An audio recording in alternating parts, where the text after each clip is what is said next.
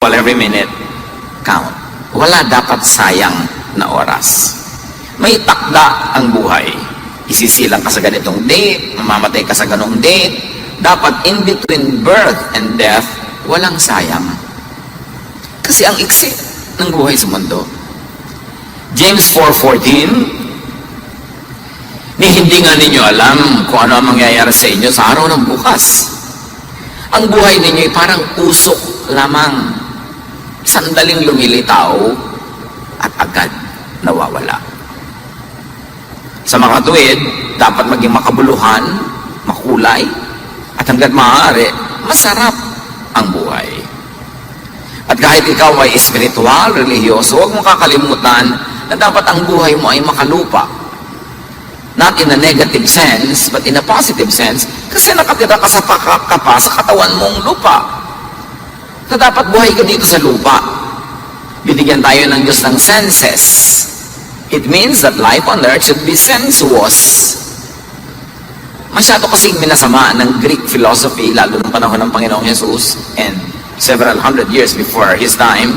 Minasama yung katawan, minasama yung senses, minasama yung enjoyment, at namana ito ng mga maraming Christian theologians. Kahit hindi galing kay Jesus, yung mga teaching na yon, yung minamasama ang pag-enjoy, minamasama ang mga hilig at sarap ng katawan, hindi naman galing kay Jesus yung teaching na yun eh. That's why He was called a friend of sinners, He is a drunkard. Dahil si Lord, yung kanyang pagtira sa kanyang lupang katawan, hindi niya yun inaksaya. In fact, the best use of it was for sacrifice para sa ating lahat. Pero bago nakarating yung sacrifice, He was eating, He was enjoying meals with people, He was attending feasts and festivals and weddings. Dapat ganun ang attitude ng mga tunay na sumasamba sa Diyos. Binigyan ka ng katawang lupa, enjoyin mo yan. Ngayon, magiging spirito ka lang, mawawala yung katawan mo later, doon ka na lang maging 100% spiritual. Dapat may balance. Both sides, walang lugi. You are spiritual and earthly at the same time. Right now, you are spirit, body, and soul. When the body dies, the soul dies. Because the soul is your personality. And the spirit lives on. It returns to God. But while you are alive in this body, hindi ka lang spirit. Body ka rin. I-respect mo yun and live fully in the body. At ikaw din ay may soul, may emotion, may personality. Live according to that personality. Sabi ni Solomon, why be too good or too bad? A man or a woman, a person who is spiritual will avoid all extremes. Huwag ka dapat masyado extremist. Sobrang religyoso, ayaw mo na kumain na masarap, ayaw mo na mag-enjoy sa buhay. Hindi dapat, sige na, lagutin mo lang yung hininga para maging spirit ka na. Nasa body ka pa, ang Panginoon na nagpapasya kung kailan ka magiging fully spirit. And you've got to respect that state of life because it's a gift from God. May mga religious thought and practices na walang ginawa kundi i-deny yung body. Hinahampas, sinasaktan. Uy, medyo nagandahan sa isang bagay, hahampasin ang sarili, I am bad, I am evil. Eh, nilikha ka nga ng Diyos sa may mata, nilikha ka ng Diyos sa may mga panlasa, nararamdaman mo ang mga senses. Why demonize the senses? God, in His infinite wisdom, made you fearfully and wonderfully. And you should appreciate that. You will not always be in that body. When your spirit leaves that body, you're a spirit forever. So huwag mo din sayangin yung pagkakataon while you are in the body. Ecclesiastes 11:8. However many years anyone may live, let them enjoy them all. Marami mga Christian tapos sa word na enjoyment, ang gusto nila suffering, sacrifice, fasting, yung mga ganun. Bakit ka pa binigyan ng Diyos ng digestive system kung magpa-fast ka lang lagi? Di dapat wala na lang. Nilagyan ka ng digestive system kasi dapat mag-enjoy kang kumain.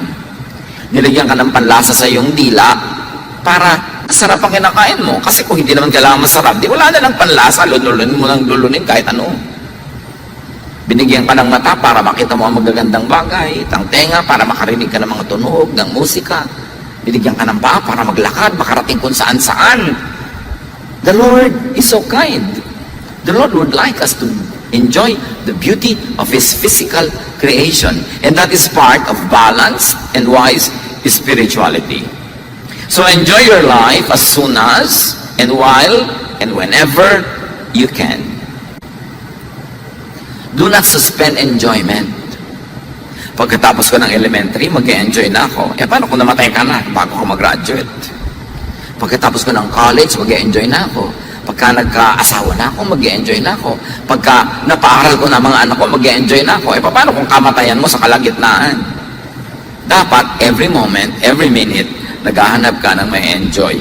It is part, actually, of very essential worship. When you enjoy God's creation, when you gratefully, lovingly, and thankfully receive the gifts of God, it is an act of worship.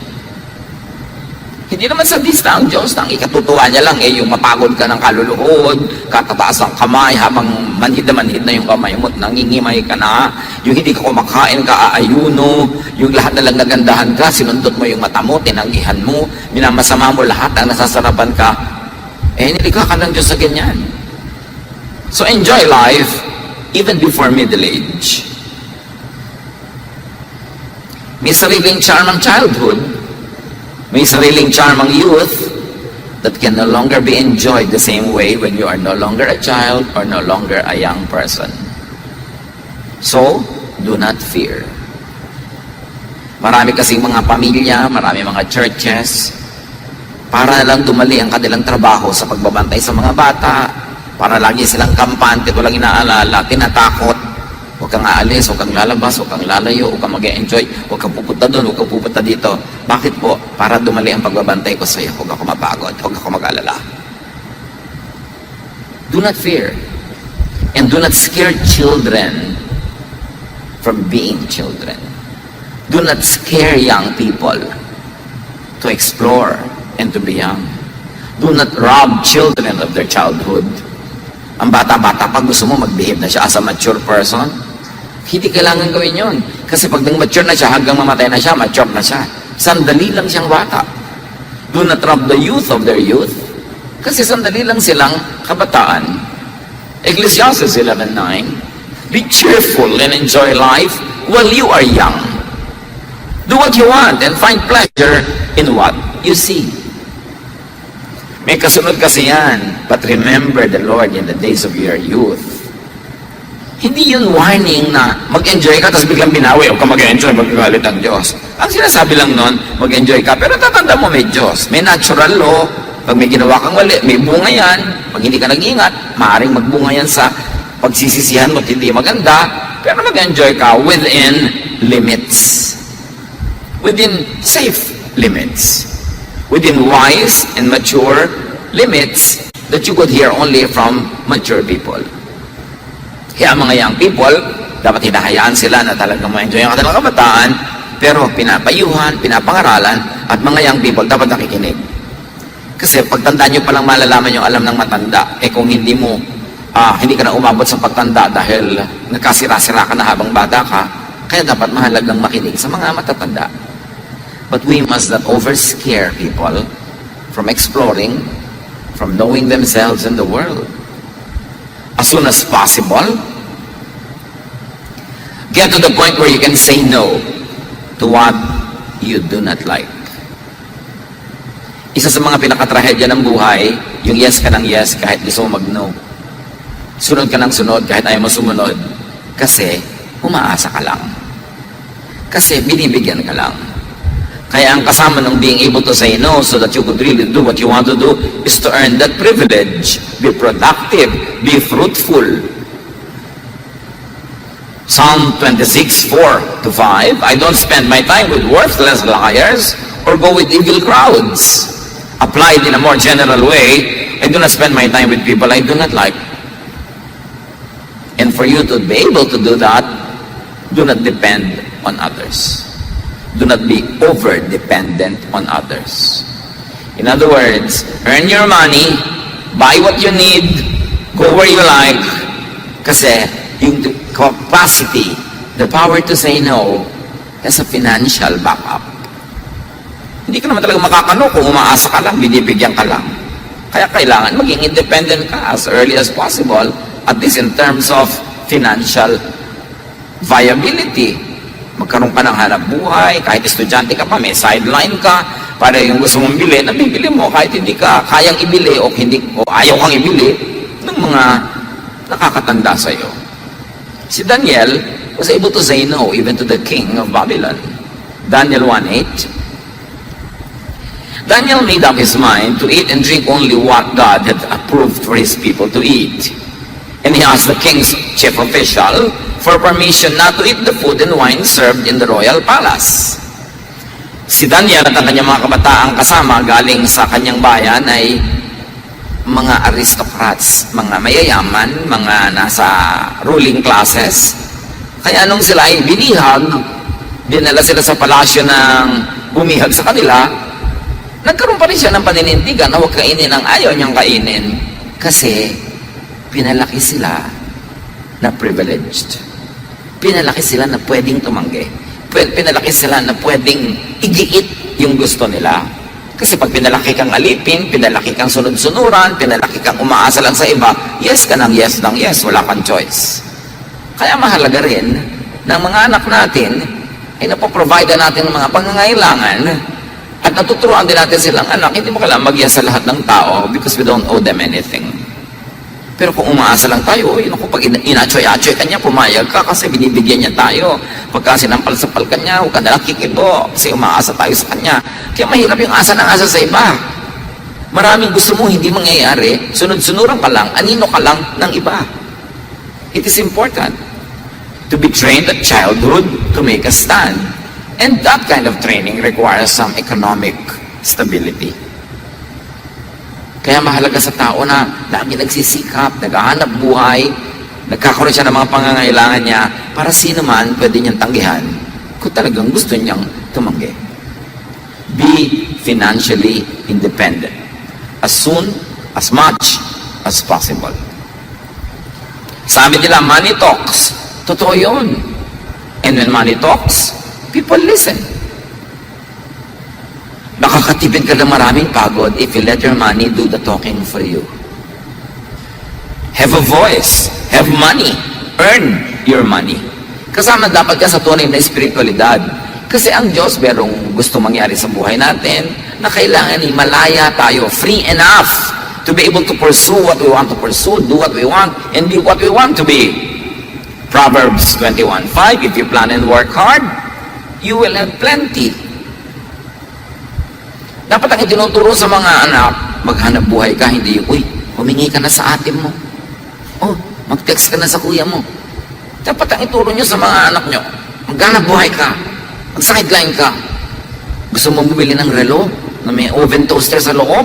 Maghanap buhay ka. Hindi yung, humingi ka na sa ate mo. Ang itinuturo natin sa mga bata, mamalimos, humingi, magmakaawa. All their lives, they will never be free. They will walk under the shadow of other people if they are not financially independent. Proverbs 24:27, get your fields ready and plant your crops before starting a home. Ito ang payo sa mga young people or mga middle-aged people. Bago ka magkaroon ng asawa, bago ka magkaroon ng anak, get your fields ready, plant your crops. May ipapakain ka ba kung nagkaanak ka? O ihingi mo kung kani-kanino ng gatas? Lumos ka dito, lumos ka doon. Tapos, mamaya, buntisan naman yung asawa mo. Meron na naman! Wala nga kayong pambili ng kahit ano. Buwan-buwan, bilog pati tiyan. Hindi lang buwan ang bumibilog. Ang galing-galing na gumawa ng mga ganito. Pagkatapos, wala nang ipapakain. Kaya lagi ka nakayuko. Pag pinapagalitan ka, hingi ka nang hingi. You will never be the person that you are meant to be when you're always dependent. Kaya yung financial independence kasama yan sa plano na isang taong espiritual. Hindi yung God will provide. Ano pong ibig sabihin yung God will provide? Manghihingi ako kung kani-kanino. Magpe-pray ako, nabigyan ako kung kani-kanino. Yung ba ang God will provide? No. God provides through your labor, through your work. And when you are very sick, very young, and very old, that's when God provides through other people. But if you're able-bodied, you have to provide for your needs. Marami mga tao, wala malang kabalak-balak how they will retire. Paano sila magkikreate ng income pag hindi na sila actively employed? Aasa ka na lang sa ibibigay ng anak mo. Paano kung may manugang kang gruhitik? Gutom na gutom ka na, sabi, maganda po nanay ang nangangayayat kayo para hindi kayo overweight. Nangangayayat ako sa gutom, ha? Sabi ko, hindi ako nagpapasexy. May mga ganon, di ba? Aasa ka, dapat hindi ganon.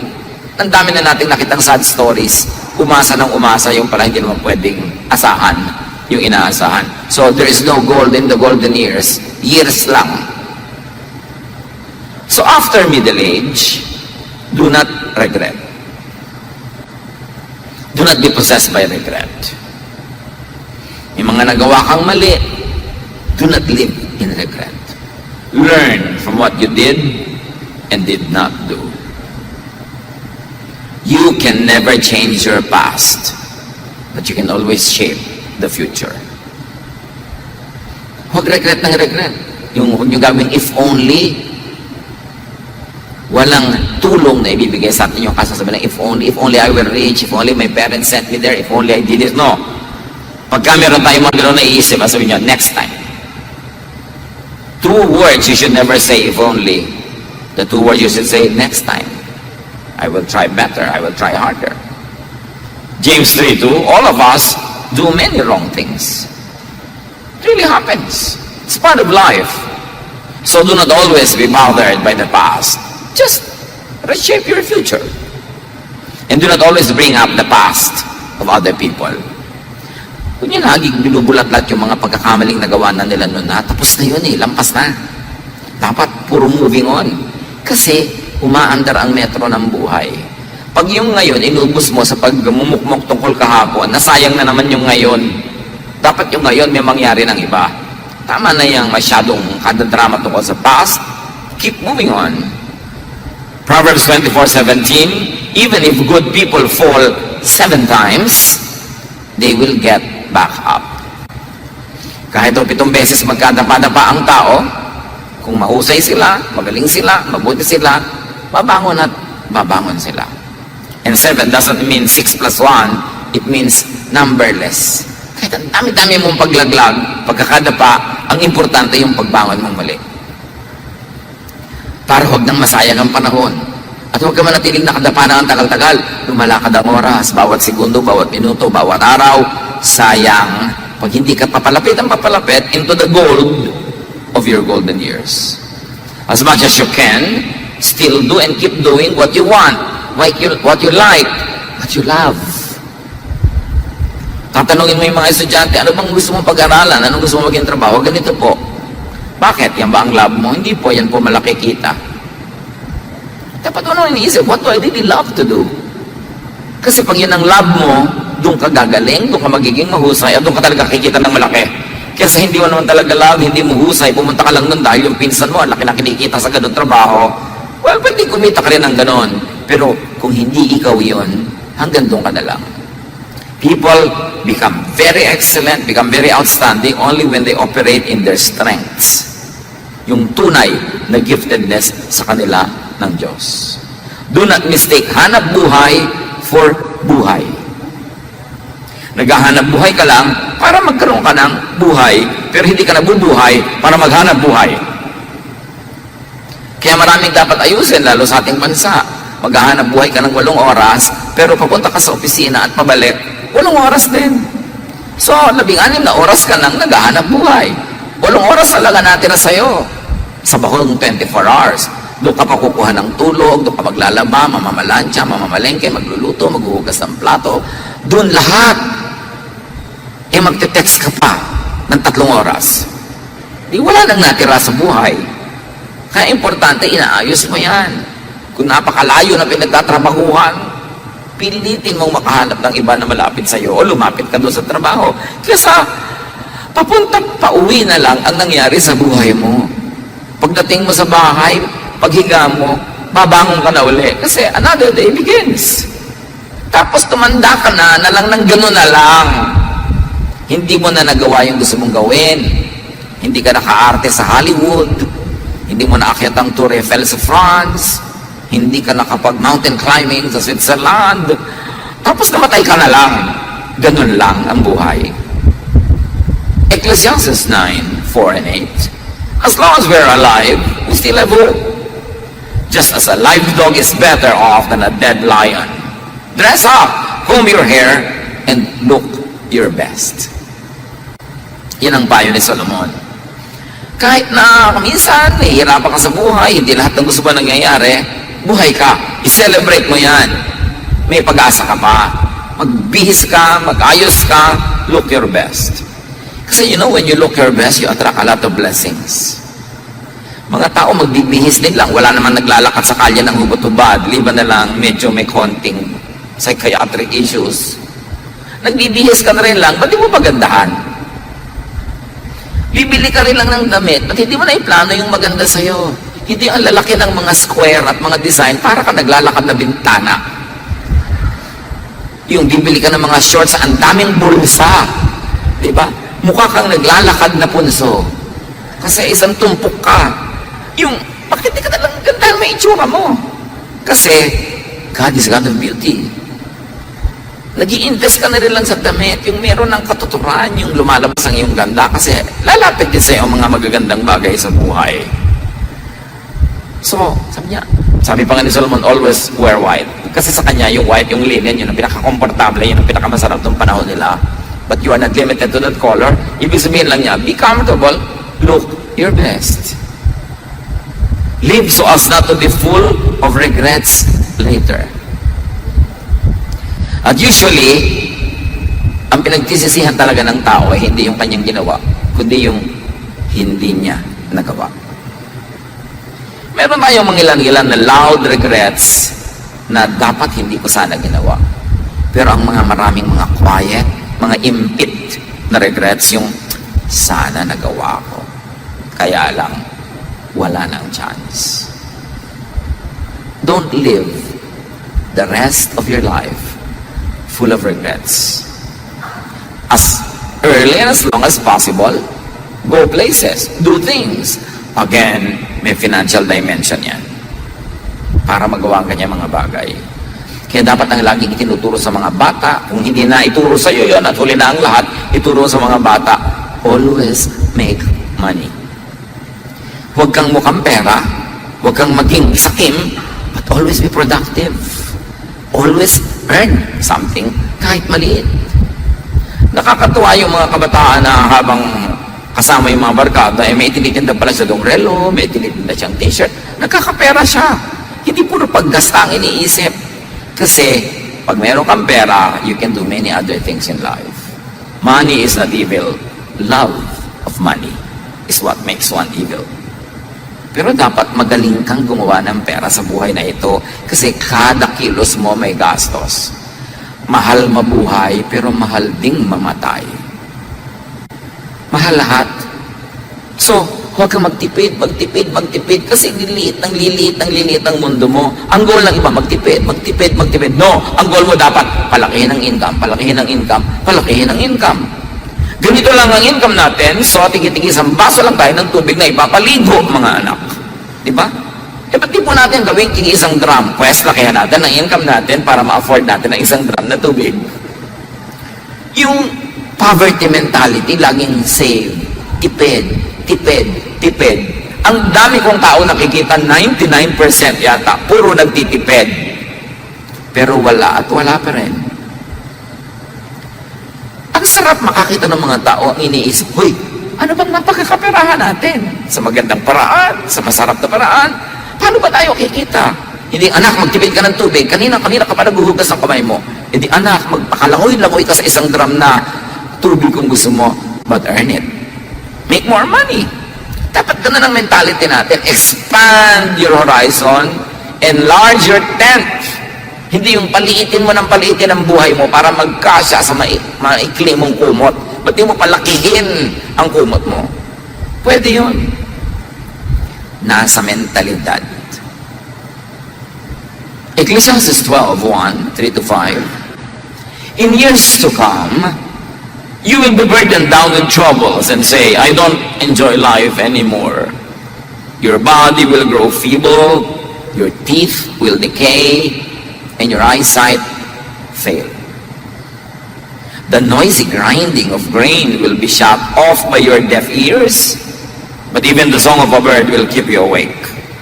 You will be afraid to climb up a hill or walk down a road.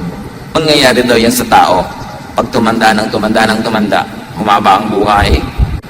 Yung parang hindi na ako enjoy sa buhay, wala na ako maiisip kainin. Alam niyo, matatanda ko ano lang kakainin mamaya, malaking problema. Ano kaya makain? Yung hindi naman alam ko ano kakainin, naiinip, hihina ang katawan, gano'n, mabibingi ka, na hindi mo marinig kahit sinisigawan ka na, pero bakit muntingin doon ang ibon, hindi ka makatulog? Ba't mo siya nadidinig? Matatakot ka daw umakyat, manaog, at kung ano-ano pa. So, ang ibig sabihin lang nito, huwag kang matakot tumanda, pero habang bata ka, gawin mo yung mga dapat gawin para wala kang pagsisihan. And very importantly, how do you put the gold in your golden years? Keep renewing old friendships. And how do you keep renewing old friendships? By keep giving and forgiving. May kaibigan ka mula pa pakababata. Ang tagal-tagal mo ng kaibigan. Ang dami niyong pinagsamahan.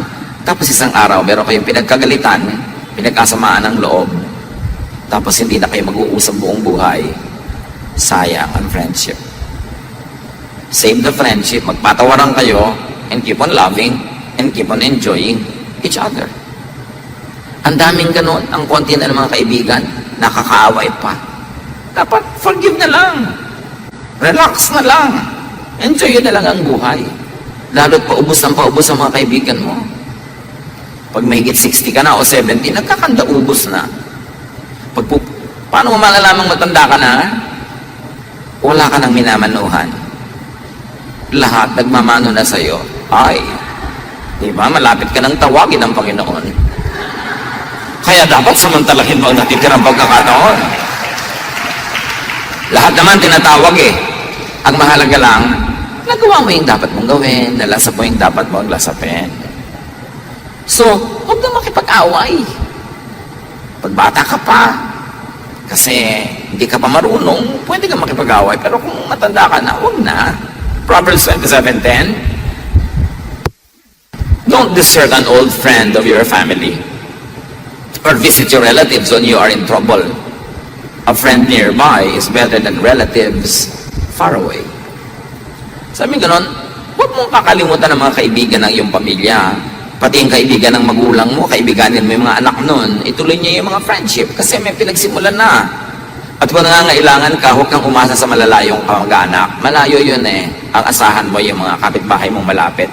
Ang ibig sabihin lang, makipagmabutihan ka sa malapit sa iyo. Kasi yun ang aasahan mo pag nangangailangan ka, na ibig sabihin din, pwede ka niya dapat asahan pag siya yung nangangailangan. Be friends with people near and around you.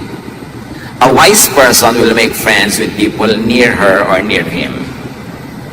A foolish person will quarrel with people that he shares time and space with every day.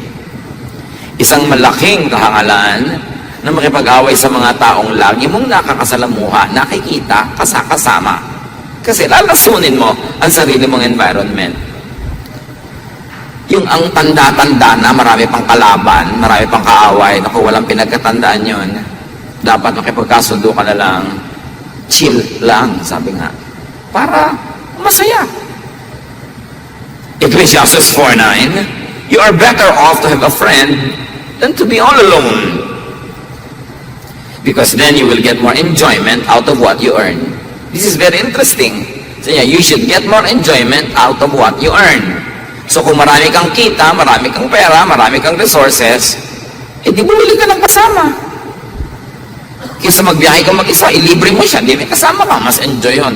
Make your money work for you. Kaysa punong-puno nga ng pera yung pitaka, nag-iisa ka naman, hindi palabasin mo yung pera, bumili ka ng kasama. May kasama ka, may natira ka pa rin pera, enjoy. Hindi ka naman kayang patawanin ng pera na nasa pitaka. Hindi ka naman kayang kilitiin ng pera na nasa bangko. Diba? Kaya kailangan wise ka. Put your money to work and keep making new friends. That's the only way to answer the issue of matanda na ako, namamatay na lahat ng tiya ko, tito ko, mga kamag-anak ko, mga kaibigan ko, nagkakandaubos. Make new friends. Kasi talagang papaubos ang old friends. Sabi nga nung kata, keep another one in line. Someone's gonna leave, somebody's gonna stay behind. Put a little love away. Kaya palungkot ang buhay ng ibang tumatanda kasi wala na silang bagong hobby, walang bagong interest, walang bagong naalalaman, walang bagong pangarap, walang bagong kaibigan. So anong hinihintay mo? May St. Peter ka na ba? Yun na lang ba ang hinihintay mo sa buhay? Kailan gumagawa ka ng bagong excitement, bagong fun, bagong kahulugan? And again, up to a big point, it requires financial backing. Kaya mahalaga may plano ka sa buhay mo. And do not limit your friendships by age or gender or social status. Anybody can be a source of joy, can be also an object of your help, of your charity, of your love. And very importantly, make and save money. Make and save. Ecclesiastes 11, 1-2 and 6. Ship your grain across the sea. After many days you may receive a return. Invest in 7 ventures. Yes, in 8. You do not know what disaster may come upon the land. Sabi, pag naglagay ka ng kalakal mo dun sa barko, pag alis nun, pagbalik, may kita ka na. Pero, paano po kung lububog ang barko? Kaya sabi, invest in 7, 8. O, 7 barko, lagyan mo, siguro naman, di lulubog lahat yan. Do not put all of your money in one basket. Invest here, invest there. Kasi yung mga ibang investment na lang nila, halimbawa, kaisa-isa nilang anak, doon na nila inilagay lahat. Paano pa ngayon pagka nauna pa sa kanilang kinuhay ng Panginoon? Paano na? O kaya nga, nagkaroon ng asawang ubod na sa mga ugali. Paano kung ang lahat-lahat mo inilagay mo sa isang ganong negosyo, tapos nalugi? Kaya iba nagtatanong, nasa abroad po kami, gusto po namin magnegosyo. Kailan po ba maganda magsimula pag uwi namin? Well, kung kaya nyo magsimula na habang nandiyan pa kayo, may mapagkakatiwalaan kayo dito, simulan nyo na. Habang kumikita pa kayo, malugi-lugi mo nyo sa simula, meron pa kayong panglagay para kumita pa yun uli. Pero pag umuwi na kayo dito, wala na kayong income, doon kayo magnenegosyo, sirang-sira na disposition nyo. Kasi takot na kayong mga gumastos, takot na kayong mamuhunan. So, dapat marami kang investment. Ang mga pamilya, dapat hindi lang isa ang kumikita. Pag isa lang ang kumikita sa pamilya, unless talagang limpak-limpak siyang kumita, promise, lagi kayong budget. Laging financial ang issue nyo. Pinag-aawayan nyo kung bakit mas mataas ngayon ng 100 pesos ang inyong kuryente. Pinag-aawayan nyo kalitit ang bagay kasi kukunti ang resources. At yan ang dapat tigilan na natin dito sa ating bayan. Isang pamilya, 5, 7 ang miyembro, isa lang ang kumikita. Paano kayo aahon yan? Dapat lahat kumikita. Kahit maliliit na paraan. Mag-buy and sell ka, magnegosyo ka. Marami mga negosyo, hindi mo kailangan ng financial capital. When you get into sales, you can sell insurance, sell real estate. Hindi mo kailangan ng malaking capital dyan. Oras lang at konting training.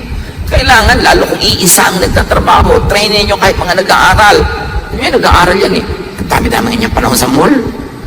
Ang dami-dami niyang panahon na mag-social media. May panahon din yan para kumita. Huwag isa lang.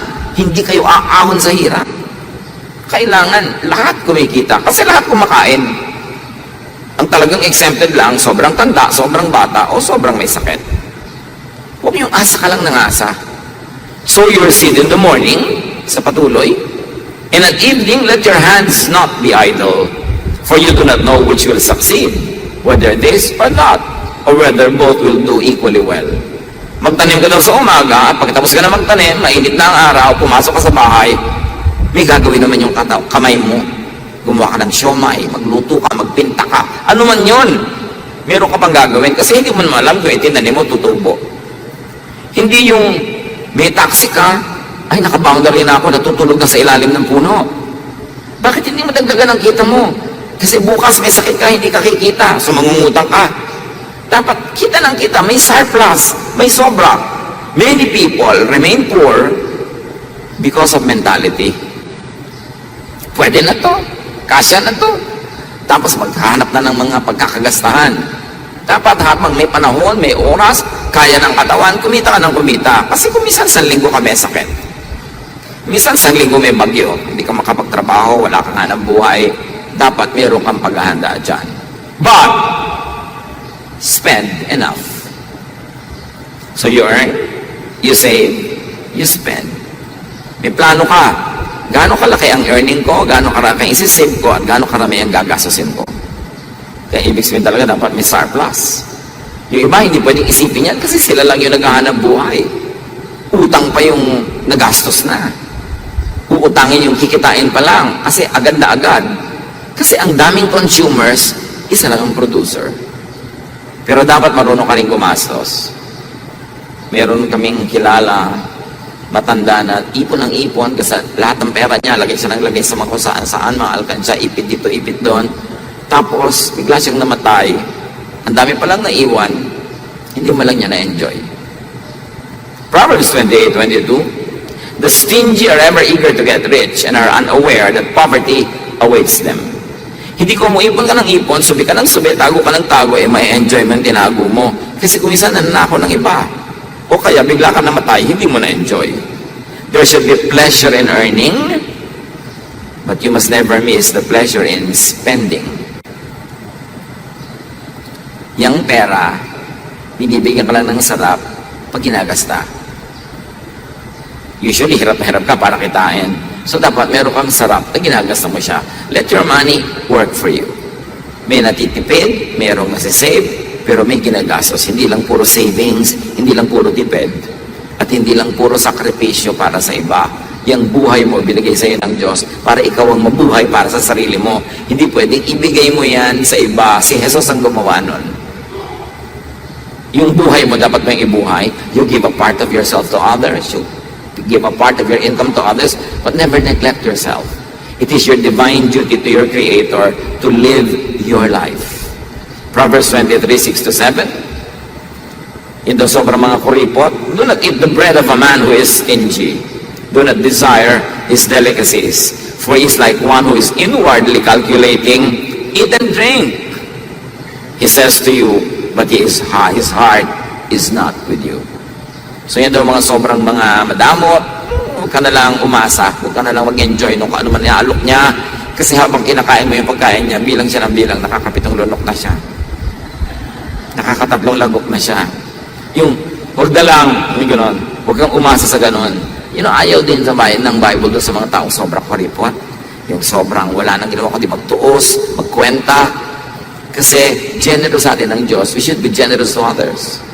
At kung kulang at kapus tayo, tapos alam nating mayaman ng Diyos, hindi Diyos ang may problema tayo. May problema ang ating lifestyle o may problema ang mga tao sa paligid natin na hindi nila tayo hinahayaang umunlad, makahinga, kasi puro sila nakasabit at puro pabigat.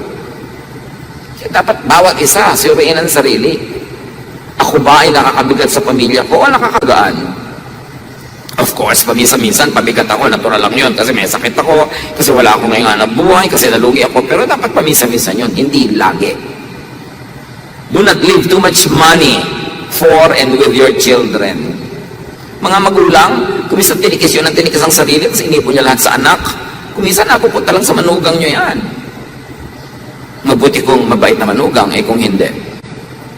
Meron pa nga tayo nababalitaan na mag-asawang nag-ipon ang nag-ipon, tapos inilagay na lahat ng property nila sa pangalan ng anak.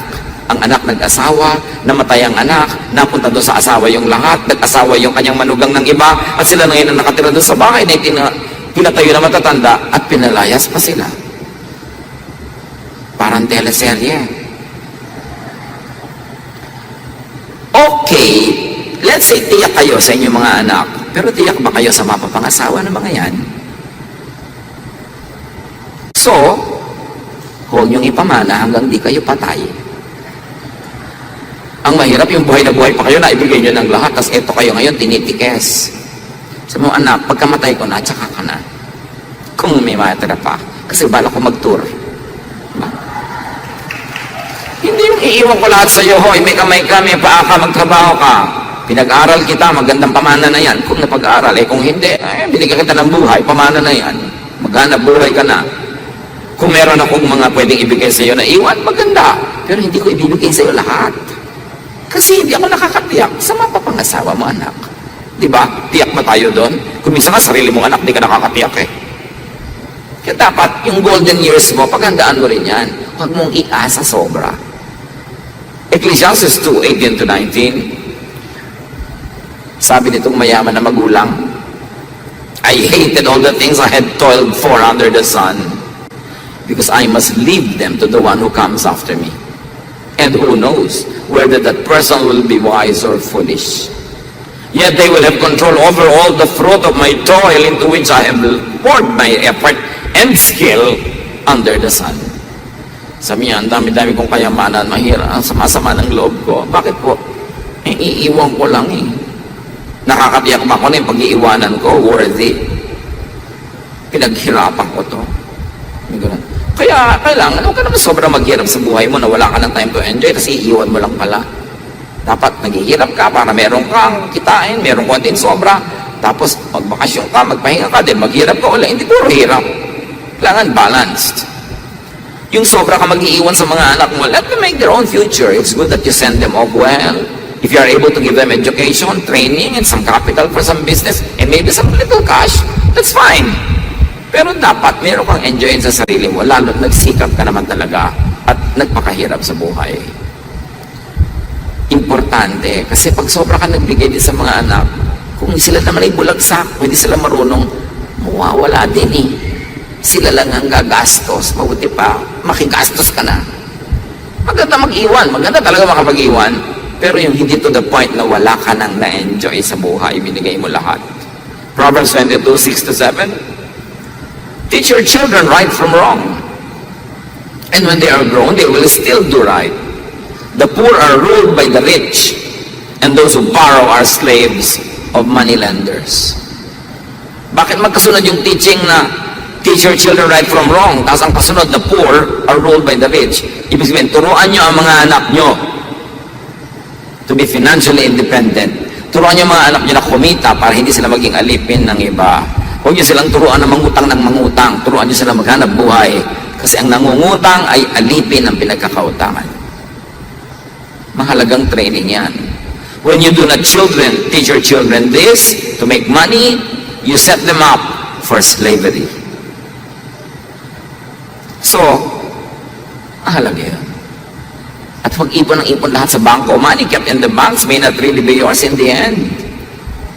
Tapos kung sarili mo pa lang yan, wala man lang nakakalam, may account ka, bigla ka namatay, o ano nangyari sa pera mo? Tapos, ipon ka ng ipon, tinitipid mo yung sarili mo. Dapat marunong ka magmahal sa sarili. Eat, drink, enjoy your life. At the same time, of course, being good to your children. If they are still dependents, if they are still minors, being good to people around you, but never neglect yourself. Ecclesiastes 3:13, God's gift to us is the happiness we get from our food and drink and from the work we do. Regalo lang ng Diyos na ma-enjoy mo ang bunga ng iyong pagsisikap. Huwag enjoy yan ang pagsisikap ng iba. Dapat pagsisikap mo yan. Now, how do you add gold to your golden years? Treat sickness like it's part of life, because it is. Nakita na natin sa mga lola natin, sa mga magulang natin, nakita natin nangyayari everywhere. People get sick. Especially kung tumatanda na sila, napaka-blessed naman yung hindi nagkakasakit, pero generally nagkakaroon. So huwag tayong magmaang-maangan na parang nagugulat tayo na nagkakaroon tayo ng sakit. Kasama yun sa buhay. Ang tanong mo lang sa iyong sarili, may hospital insurance ka ba? May inipon ka ba naman para makabili ka ng mga pampahit-pahit dito, pang inom-inom doon? Huwag kang magulat na nagkakasakit ka. Kasi nangyayari talaga yan sa lahat ng henerasyon. Pero ang point, natuto na ba tayo para paghandaan natin ang panahon ng pagkakasakit? One sickness can wipe out an entire lifetime of savings. Kung may savings. Kung may konti ka na ipundan, nabibenta yan, fire sale pa, mura pa, pag nagkakaroon ng may sakit. All because you are not covered financially. Yung pa iba, naku, meron akong faith sa God, kaya ayoko na issue insurance. Tapos pag nagkasakit, sister, pinagpe-pray ko na may magbigay sa akin eh. Ay, yun ang faith mo. Sabi nga ni Lord, ikaw magbibigay sa akin. Uy, Kung bibigyan kita, dapat akong kausapin ni Lord, di ikaw. Wala pa sinasabi sa akin si Lord. Diba? Yung iba kasi, alam mo,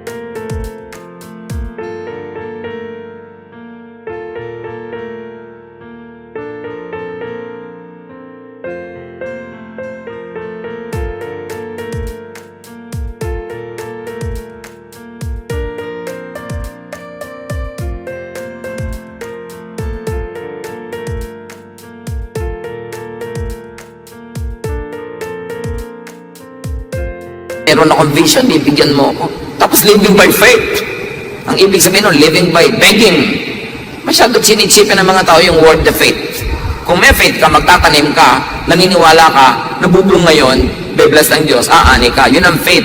Hindi yung tutunganga ka na lang dyan, hihintayin mong may maawa sa'yo. Dapat naintindihan natin what it means to be faith. Proactive ka. You plant, so you harvest. And where is the faith there? That what you plant will bear fruits. Psalm 74, 14, I am sick all day and I am punished each morning. Reklamo ng isa, it can really happen. Psalm 88:15, ever since I was a child, I had been sick and close to death. Pero hindi naman siya namatay, at naikwento pa nga niya.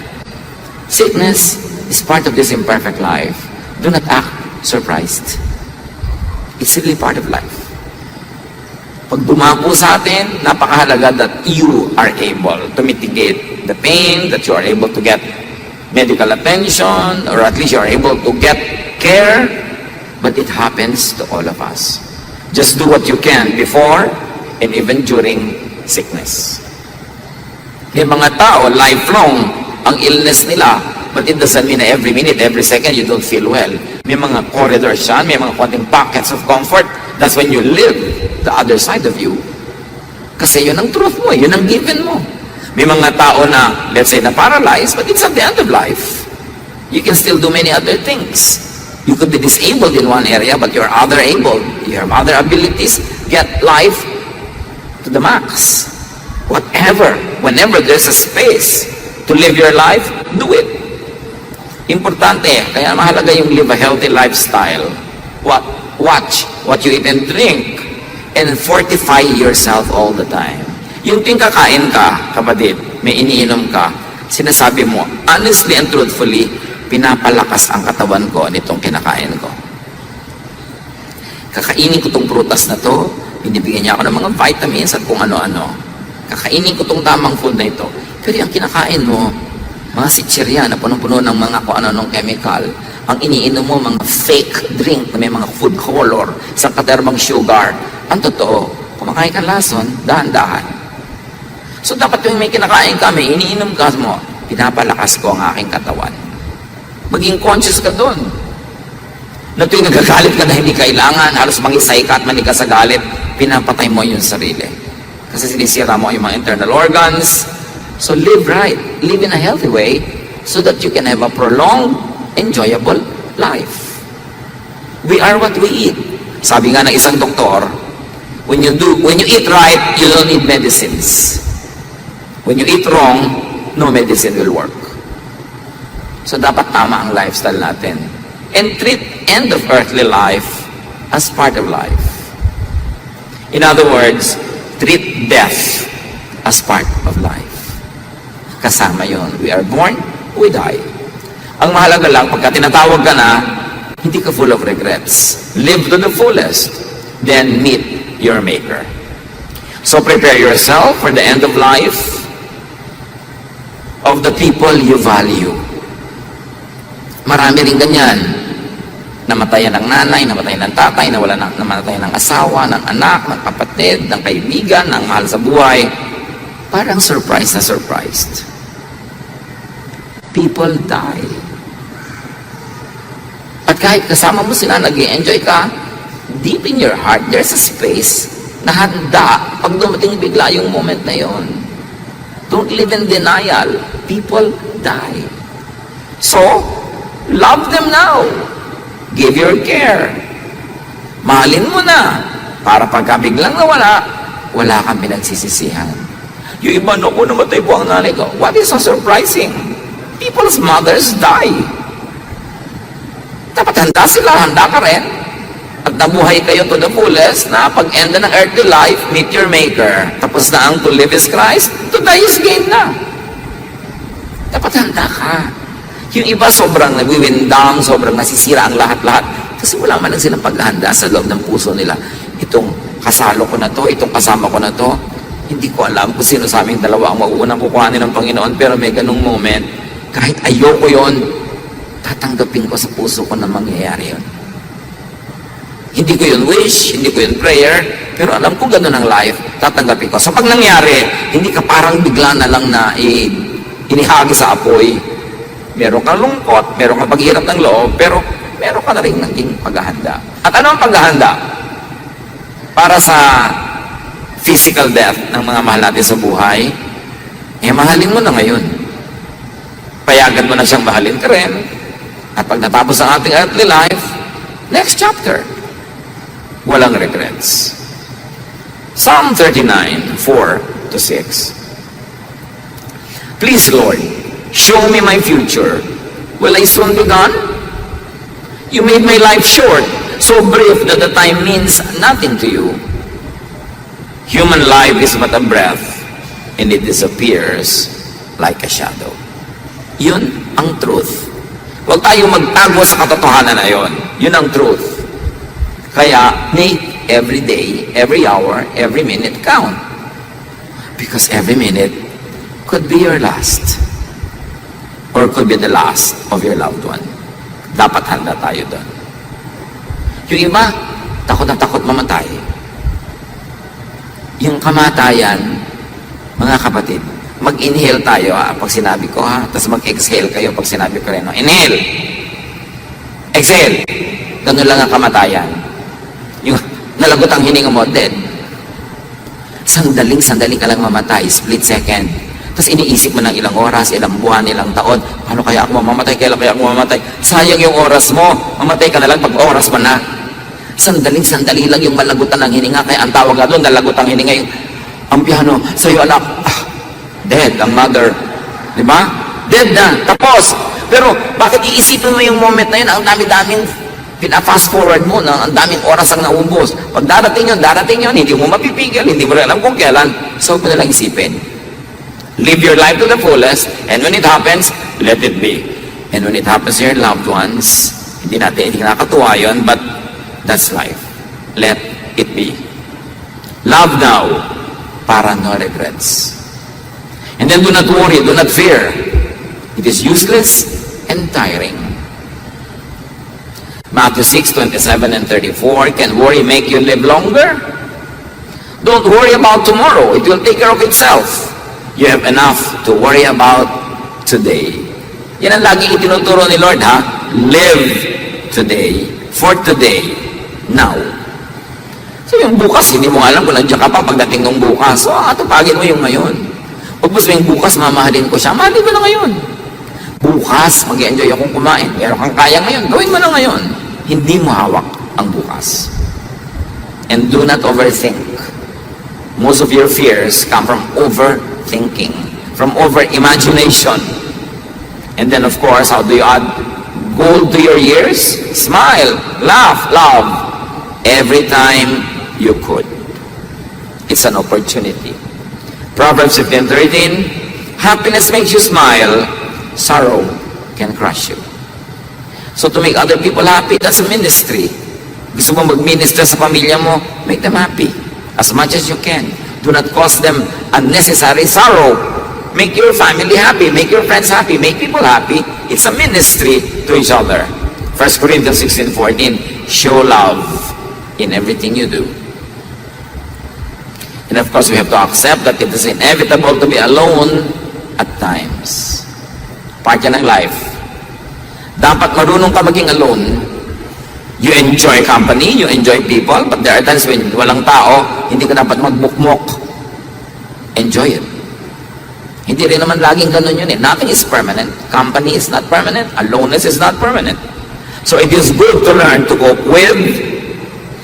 It is even better to learn to master, and it is best to enjoy periodic aloneness. Alone must not mean lonely. Pag alone ka, you can be your true self. You can really do what you want, when you want, however you want.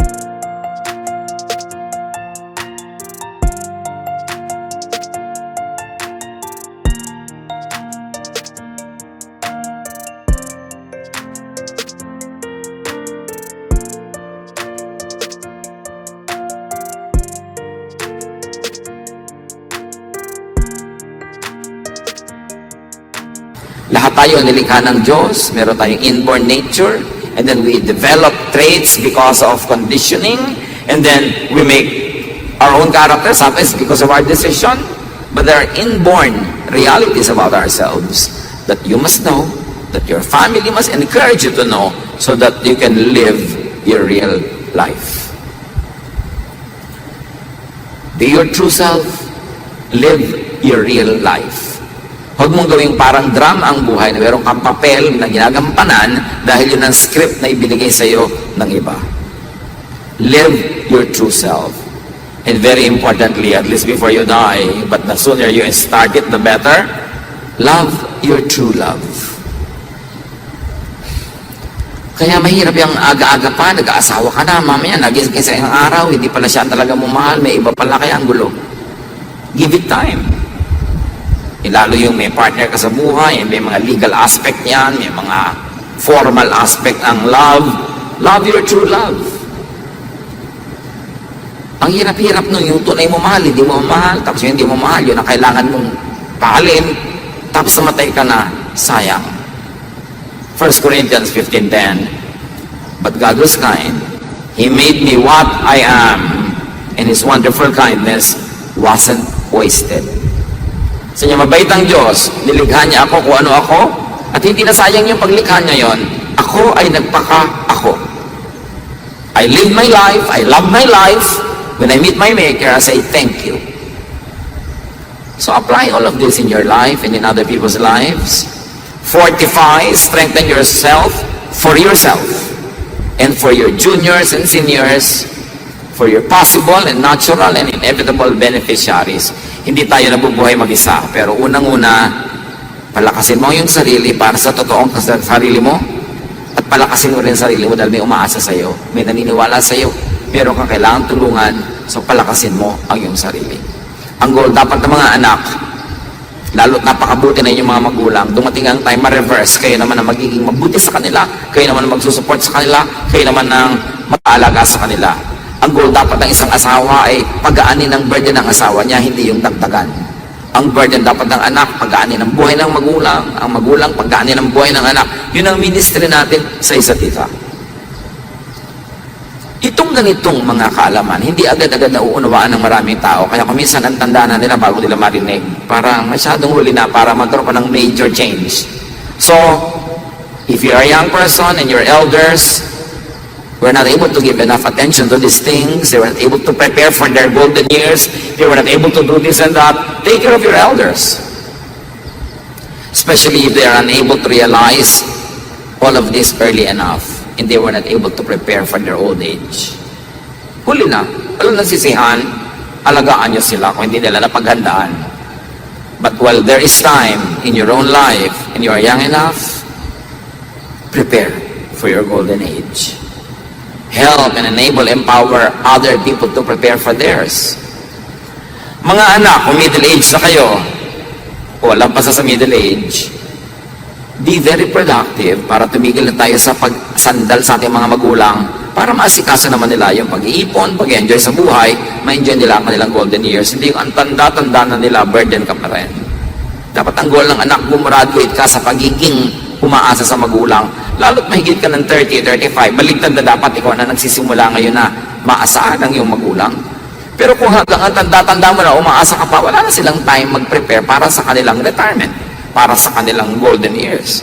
So palayain natin sila by being productive ourselves. Shorten, minimize your dependence on your elders, set them free.